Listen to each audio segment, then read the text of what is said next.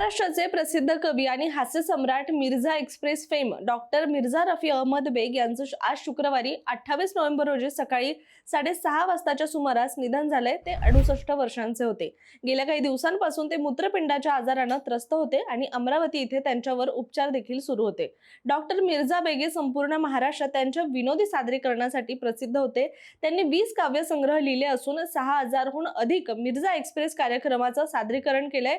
याशिवाय वराडी बोली भाषा ही पुढे नेण्यात त्यांचं मोलाचं आणि महत्त्वाचं योगदान राहिलंय। त्यांचं मूळ गाव यवतमाळ जिल्ह्यातील धनज माणिकवाडा इथे आहे।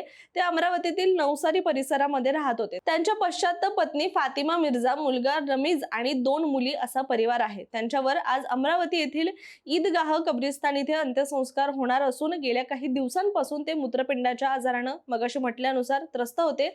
अवघ्या 11व्या वर्षी कविता लेखनाला त्यांनी सुरुवात केली होती आणि कवीने पुढील 5 दशक शेती, माती, ग्रामीण जीवन, सामाजिक प्रश्न आणि राजकीय विसंगती यावर नर्म विनोदी शैलीत लेखन केलं। त्यांच्यावर आज अमरावती येथील ईदगाह कब्रिस्तान इथे अंत्यसंस्कार होणार आहेत। वयाच्या फक्त 11व्या वर्षी त्यांनी लेखनाला सुरुवात केली होती।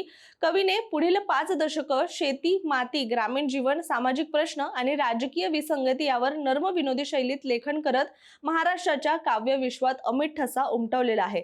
त्यांच्या निधनानं वराडी भाषेचा एक बुलंद आवाज कायमचा शांत झाला असून सर्वत्र हळहळ व्यक्त केली जाते।